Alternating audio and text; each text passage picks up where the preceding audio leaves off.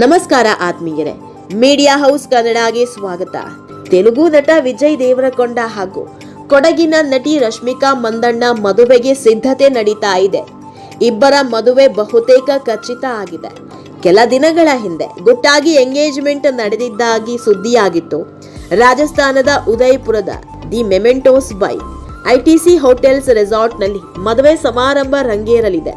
February 26ರಂದು ಮದುವೆ ಶಾಸ್ತ್ರ ನಡೆಯಲಿದ್ದು, ಮಾರ್ಚ್ 4ಕ್ಕೆ ಹೈದರಾಬಾದ್ನಲ್ಲಿ ರಿಸೆಪ್ಷನ್ ಪಾರ್ಟಿ ಆಯೋಜಿಸಲಾಗಿದೆ. ಈಗಾಗಲೇ ಸಾಕಷ್ಟು ಸಿನಿಮಾ ತಾರೆಯರಿಗೆ ವಿಜಯ್ ರಶ್ಮಿಕಾ ಮದುವೆ ಆಮಂತ್ರಣ ನೀಡಿದ್ದಾರೆ. ಆದರೆ ಈ ಕ್ಷಣದವರೆಗೂ ರಶ್ಮಿಕಾ ಆಗಲಿ ವಿಜಯ್ ದೇವರಕೊಂಡ ಆಗಲಿ ಅಧಿಕೃತವಾಗಿ ಯಾವುದೇ ಮಾಹಿತಿ ಹೊರಹಾಕಿಲ್ಲ. ಇತ್ತೀಚೆಗೆ ತೆಲಂಗಾಣ ಸಿಎಂ ರೇವಂತ್ ರೆಡ್ಡಿಯನ್ನ ವಿಜಯ್ ದೇವರಕೊಂಡ ಭೇಟಿಯಾಗಿದ್ರು.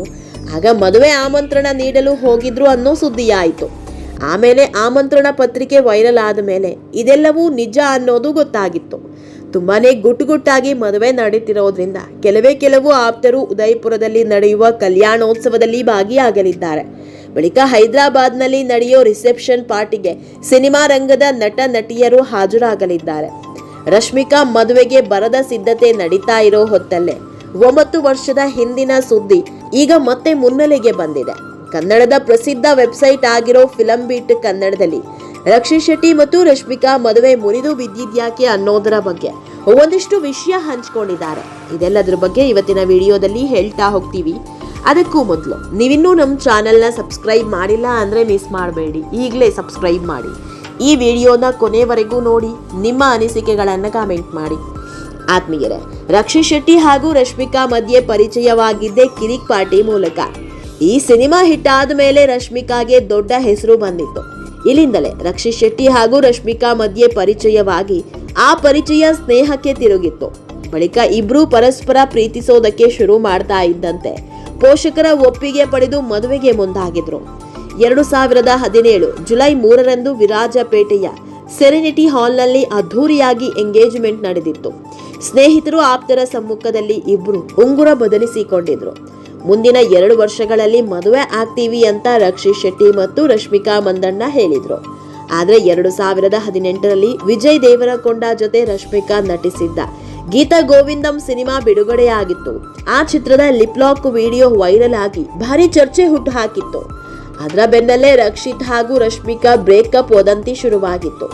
ಆದ್ರೆ ಇಬ್ರು ದೂರ ಆಗೋದಕ್ಕೆ ನಿಜವಾದ ಕಾರಣ ಏನು ಅನ್ನೋದು ಗೊತ್ತಾಗಲೇ ಇಲ್ಲ. ಅಧಿಕೃತವಾಗಿ ಈ ಬಗ್ಗೆ ಇಬ್ರು ಮಾತನಾಡಲಿಲ್ಲ. ಬ್ರೇಕಪ್ ವದಂತಿ ಹೆಚ್ಚಾಗಿ ಇಬ್ರು ಪ್ರತಿಕ್ರಿಯಿಸದೇ ಇದ್ದಾಗ ಅದೇ ನಿಜ ಅಂತ ಹಲವರು ಅಂದ್ಕೊಂಡಿದ್ರು. ಆಮೇಲೆ ಮದುವೆ ಕ್ಯಾನ್ಸಲ್ ಮಾಡ್ಕೊಂಡಿದ್ದರ ಬಗ್ಗೆ ಇಬ್ರು ಮಾಹಿತಿ ನೀಡಿದ್ರು. ಇದಕ್ಕೆ ಕಾರಣ ಏನು ಅನ್ನೋದನ್ನ ಮಾತ್ರ ಹೇಳಿರಲಿಲ್ಲ. ಹೀಗಾಗಿ ಯಾರಿಗೆ ಯಾರು ಕೈ ಕೊಟ್ರು? ರಶ್ಮಿಕಾಗೆ ವಿಜಯ್ ದೇವರಕೊಂಡ ಹತ್ತಿರವಾದ ಬಳಿಕ ರಕ್ಷಿತ್ ಬೇಡವಾಗಿ ಬಿಟ್ರ? ಇಬ್ಬರ ನಡುವೆ ಬಿರುಕು ಮೂಡಲು ವಿಜಯ್ ದೇವರಕೊಂಡ ಹೊಣೆನಾ? ಸ್ವತಃ ರಕ್ಷಿತ್ ಶೆಟ್ಟಿ ಮದುವೆ ಬೇಡ ಅಂತ ನಿರ್ಧರಿಸಿದ್ರ? ಗೀತಾ ಗೋವಿಂದಂ ಚಿತ್ರದ ಲಿಪ್ ಲಾಕ್ ಸೀನ್ ಇಷ್ಟೆಲ್ಲ ರಾಧಾಂತಕ್ಕೆ ಕಾರಣವಾಗಿ ಬಿಡ್ತಾ? ಅಷ್ಟಕ್ಕೂ ರಕ್ಷಿತ್ ರಶ್ಮಿಕಾ ಲವ್ ಬ್ರೇಕಪ್ ಆಗಲು ನಿಜವಾದ ಕಾರಣ ಏನು?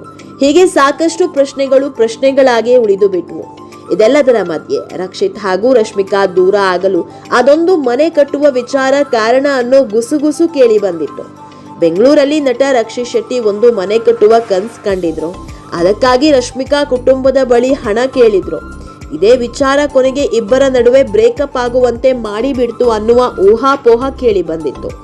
ಯಾವಾಗ ಇಬ್ಬರ ಮಧ್ಯೆ ವೈಮನಸ್ಸು ಮೂಡ್ತೋ ತೆಲುಗಿಗೆ ಹಾರಿದ ರಶ್ಮಿಕಾ ತೆಲುಗಿನಲ್ಲಿ ಮಿಂಚಲು ಶುರು ಮಾಡಿದ್ರು. ಅದಾಗಲೇ ಚಲೋ ಚಿತ್ರದ ಮೂಲಕ ಟಾಲಿವುಡ್ ಪ್ರವೇಶಿಸಿದ್ದ ರಶ್ಮಿಕಾ ಗೀತಾ ಗೋವಿಂದಂ ಸಿನಿಮಾ ಮೂಲಕ ಹಲ್ಚಲ್ ಎಬ್ಬಿಸಿದ್ರು. Vijay Deverakonda Rashmika lip lock video ಸಖತ್ ವೈರಲ್ ಆಗಿತ್ತು. ಹೀಗಾಗಿ ಬ್ರೇಕಪ್ ಆಗಲು ಇದೇ ಕಾರಣ ಅನ್ನುವಂತೆ ಬಿಂಬಿತ ಆಯಿತು. ಒಟ್ನಲ್ಲಿ ರಶ್ಮಿಕಾ ಮಂದಣ್ಣ ಹೊಸ ಬದುಕಿಗೆ ಕಾಲಿಡ್ತಿದ್ದಾರೆ. ರಕ್ಷಿತ್ ಶೆಟ್ಟಿ 5 ಸಿನಿಮಾ ರೆಡಿ ಮಾಡಿಕೊಂಡು ಅದ್ಧೂರಿಯಾಗಿ ಎಂಟ್ರಿ ಕೊಡಲು ರೆಡಿಯಾಗಿದ್ದಾರೆ. ಹೀಗಾಗಿ ಇಬ್ಬರ ಬದುಕು ಸುಖಕರವಾಗಿರಲಿ. ಆತ್ಮೀಯರೇ, ಈ ವಿಡಿಯೋ ನಿಮಗೆ ಇಷ್ಟವಾದಲ್ಲಿ ಲೈಕ್ ಮಾಡಿ, ಶೇರ್ ಮಾಡಿ, ಕಾಮೆಂಟ್ ಮಾಡಿ. ಇನ್ನೂ ನಮ್ಮ ಚಾನೆಲ್ನ ಸಬ್ಸ್ಕ್ರೈಬ್ ಮಾಡಿಲ್ಲ ಅಂದರೆ ಮಿಸ್ ಮಾಡಬೇಡಿ, ಈಗಲೇ ಸಬ್ಸ್ಕ್ರೈಬ್ ಮಾಡಿ.